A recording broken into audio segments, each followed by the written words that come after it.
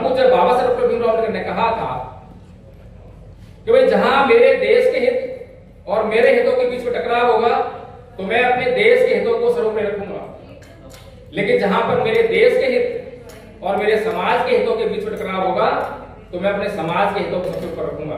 परम पूज्य बाबा साहब डॉक्टर भीमराव अम्बेडकर ने कभी डिप्लोमेटिक बातें नहीं करी, कभी इसलिए बातें नहीं करी कि सामने जो भीड़ खड़ी है, जो सुनने के लिए आई है, उसको क्या पसंद है। आजकल तो हमारे नेता लोग जो हैं वही बात कहेंगे जो तुमको पसंद हो, अगर तुम दिन को रात कहोगे तो रात कहेंगे।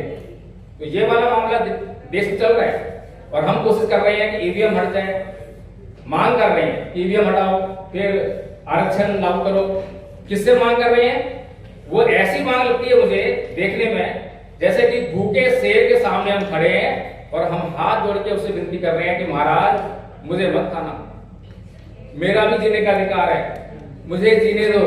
बताइए कोई पॉसिबिलिटी लग रही है? जिन लोगों की मानसिकता इस प्रकार की दूषित हो, जो संविधान को ही नष्ट कर देना चाहते हो, वो आपको क्या अधिकार देंगे? इसके लिए तो आपको जो है आपके समाज का निर्माण करना पड़ेगा। आपको अपने समाज नहीं बाकी है, उसका फोटो बाकी नहीं है जिसका यहाँ पे लगाओ। ये मुझे कुछ इस तरह से लगा कि डिप्लोमेसी हो रही है। डिप्लोमेसी का मतलब कि हम किसी को नाराज करना नहीं चाहते, सबको खुश करना चाहते हैं। और जब हम बात डिप्लोमेसी की करें तो समस्या को हम ऐसे समझते हैं जैसे कि पेड़ के जो तना है, टहनियां हैं, फूल है, पत्तियां हैं, फल है, लेकिन उसकी जड़ किसी को दिखाई नहीं देती है। तो डिप्लोमेटिक व्यक्ति जो है केवल ऊपर पेड़ का जो दिखाई दे रहा है उसी पर काम करता है, लेकिन जड़ लगातार बनी रहती है। दो मुद्दों की चर्चा यहाँ पर प्रस्तुत की गई है, लेकिन मेरी समझ में यह आता है कि केवल ये दो मुद्दे नहीं है, देश में मुद्दों की भरमार है। और चाहे ये बैलेट पेपर का मामला हो, चाहे निजी क्षेत्र में आरक्षण का मामला हो, ये सभी मामले जो हैं संविधान में प्रदत्त हमारे हक अधिकारों जुड़े हुए हैं। परम पूज्य बाबा साहब डॉक्टर भीमराव अम्बेडकर से 25 नवंबर 1949 को संविधान सभा ने पूछा कि ये संविधान कैसा बना है। बड़ा अजीब सवाल था। बाबा साहब ने बड़ा अच्छा उत्तर दिया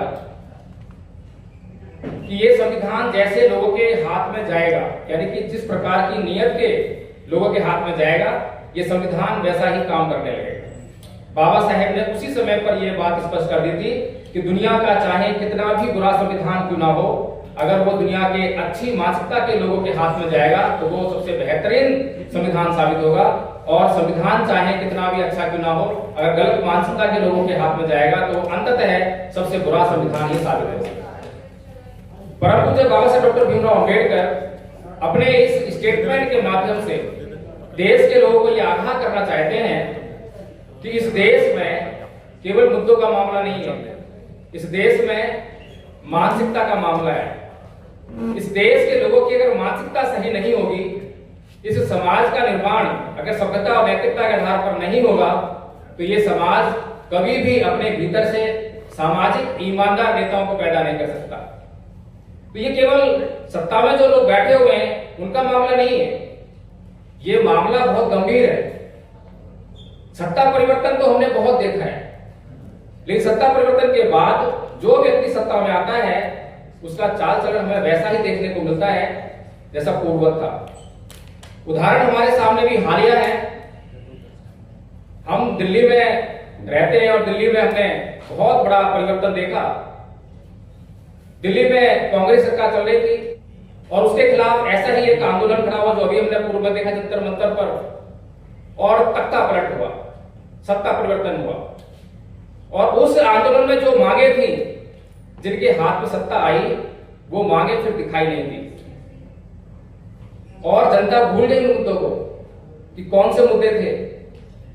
लेकिन इसी तरह से मैंने कहा कि डिप्लोमेटिक लोग जो हमेशा वो बातें करते हैं जो लोगों को पसंद हो। अगर यहां पर सारे लोग केवल एक ही महापुरुष को मानने वाले होते तो केवल एक ही फोटो यहां पर लगती, इतनी सारी लगती। इसलिए डिप्लोमेसी हमारे लिए हमारी समस्याओं का निदान नहीं है। इस डिप्लोमेसी से हम देश को और समस्याओं में फंसाने का काम कर रहे हैं। परंतु जब बाबा साहब डॉक्टर भीमराव अम्बेडकर अगर मानसिकता की बात करते हैं तो ये इस देश के लोगों की मानसिकता की बात है, केवल नेताओं की बात नहीं है। नेता और बुद्धिजीवी कहां से आएगा? हम में और आप में से पैदा होगा। अगर हमारी मानसिकता खराब है तो वो बुद्धिजीवी जो होगा वो बेईमान साबित होगा, जो नेता होगा वो बेईमान साबित होगा। इसके लिए परम पूज्य बाबा साहब डॉक्टर भीमराव अम्बेडकर 1950 में संविधान को लागू करवाते हैं और 6 साल बाद एक और निर्णय लेते हैं, और वो निर्णय है धर्म परिवर्तन का। परम पूज्य बाबा साहब डॉक्टर भीमराव अम्बेडकर बुद्ध की शरण जाते हैं, क्योंकि बुद्ध कहते हैं नैतंग माता पिता कैयरा अये वापी च यातका सम्मा पड़ी हितक चित्तन शेष अनंत तो करे। जितनी अधिक भलाई आपका अच्छी दिशा में लगा हुआ चित्त कर सकता है, उतनी भलाई तो आपके माता पिता भी नहीं कर सकते। ये बात भगवान बुद्ध ने 2600 साल पहले कही, आज भी उतनी ही लागू होती है, उतनी ही सत्य साबित होती है। भगवान बुद्ध की कोई भी बात किसी एक संप्रदाय के लिए नहीं है। शायद आपको लगा होगा कि मैंने धर्म परिवर्तन की बात कही है तो मैं किसी एक धर्म की बात कर रहा हूं। अब जो मैंने जो भगवान बुद्ध की बात कही है उसको जांच करके देख लीजिए कि कौन से धर्म का मामला है और कौन से धर्म का आदमी उससे इनकार करेगा, कौन से देश का आदमी इससे इनकार करेगा, किस काल परिस्थितियों में आदमी इनकार कर सकता है। सब पर समान रूप से लागू होती है। भगवान बुद्ध ने कहा नाही वेरन वेरानी समझ का चलन अवेरे च समंति ऐस धर्मो सनातनो। वैर से कभी वैर शांत नहीं होता, अवैर से ही वैर शांत होता है। जांच करके देख लीजिए कौन से धर्म के आदमी को इससे इनकार होगा। तो धर्म का मामला नहीं है, ये इस देश इस दुनिया की मानसिकता का मामला है। जब तक हमारे चित्त में हमारे मन में काम क्रोध द्वेष मोह लोभ ये सब भरा पड़ा रहेगा, तब तक हमारे समाज का उद्धार कभी नहीं होता। हम चाहे कितने भी आंदोलन कर लें। जब जंतर मंतर पर आंदोलन हो रहा था तब भी मैंने ये बात कही थी। मांग क्या थी कि शिक्षा मंत्री को इस्तीफा दो, अच्छी बात है, लेकिन शिक्षा मंत्री का इस्तीफा लेने के बाद क्या होगा? क्या जो शिक्षा मंत्री आएगा उसकी गारंटी है? नहीं। कुल मिलाकर बात यह है कि इस देश में जो करना चाहिए वो हम पिछले 77 साल से नहीं कर रहे हैं, और जो नहीं करना चाहिए हर रोज हम वही करे जा रहे हैं। हमें हर रोज जो है हर किसी को संतुष्ट करना पड़ रहा है। अगर कोई मुसलमान है वो ये कहता है कि संसार की रचना अल्लाह ने की है, और मैं उससे कह दूं कि हाँ ये संसार रचना अल्लाह ने की है, खुश हो जाएगा अगर मैं उसकी हाँ में कर दूं। ऐसे ईसाई धर्म को मानने वाले लोगों की अगर मैं हाँ में हम ला दूं तो वो भी खुश हो जाएंगे। तो हमारी जो जिंदगी है वो तो केवल दूसरों को संतुष्ट करने में लगी हुई है। हमें क्या चाहिए, किस बात की जरूरत है, ईमानदारी है या नहीं है, बात सही है या गलत है, उससे हमें कोई लेना देना नहीं है। परंतु जब बाबा साहब डॉक्टर भीमराव अम्बेडकर पूना पैक करने के लिए मजबूर हुए, लेकिन क्या ये समाज आज भी ये समझ पाया?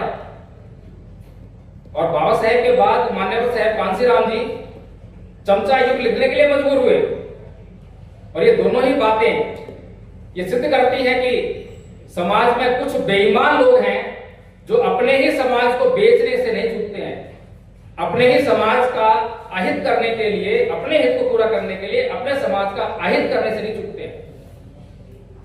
परम पूज्य बाबा साहब डॉक्टर भीमराव अम्बेडकर ने कहा था कि भाई जहां मेरे देश के हित और मेरे हितों के बीच में टकराव होगा तो मैं अपने देश के हितों को सर्वोपरि रखूंगा, लेकिन जहां पर मेरे देश के हित और मेरे समाज के हितों के बीच में टकराव होगा तो मैं अपने समाज के हितों को सबसे ऊपर रखूंगा। परम पूज्य बाबा साहब डॉक्टर भीमराव अम्बेडकर ने कभी डिप्लोमेटिक बातें नहीं करी, कभी इसलिए बातें नहीं करी कि सामने जो भीड़ खड़ी है, जो सुनने के लिए आई है, उसको क्या पसंद है। आजकल तो हमारे नेता लोग हैं वही बात कहेंगे जो तुमको पसंद हो, अगर तुम दिन को रात कहोगे तो रात कहेंगे। तो ये वाला मामला देश में चल रहा है, और हम कोशिश कर रहे हैं कि ईवीएम हट जाए, मांग कर रहे हैं कि ईवीएम हटाओ, फिर आरक्षण लागू करो। किससे मांग कर रहे हैं?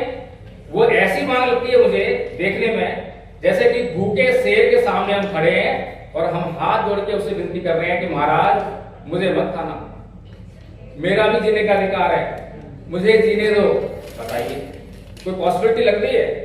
जिन लोगों की मानसिकता इस प्रकार की दूषित हो, जो संविधान को ही नष्ट कर देना चाहते हो, वो आपको क्या अधिकार देंगे? इसके लिए तो आपको जो है आपके समाज का निर्माण करना पड़ेगा। आपको अपने समाज को एक विचारधारा के तहत संगठित करना पड़ेगा। परम पूज्य बाबा साहेब को आदर्श मानना पड़ेगा और परम पूज्य बाबा साहेब डॉक्टर भीमराव अम्बेडकर की हर वो बात जो इस समाज के हक अधिकार को सुनिश्चित करने के लिए कही गई है, जो इसके हित के लिए कही गई है, वो उनकी विचारधारा है। और जो कोई भी व्यक्ति ये कहता है कि मैं अम्बेडकरवादी हूं और बाबा साहेब की एक बात को स्वीकार करता है, दूसरी बात से इनकार करता है, तो वो अपने आप को अम्बेडकरवादी नहीं कह सकता। तो इसीलिए मैं तो यही गुजारिश करूंगा कि अगर वास्तव में हमें अपनी समस्याओं को हल करना है तो समस्याओं की जड़ों पर प्रहार करें, समस्या की जड़ को देखें और जड़ का जो निदान परम पूज्य बाबा साहब डॉक्टर भीमराव अम्बेडकर ने इस देश के लोगों को दिया है, उस निदान की तरफ हम जब ध्यान करें, निश्चित तौर पर इस देश में कोई ऐसी समस्या नहीं है जिसका हम निराकरण न कर सके।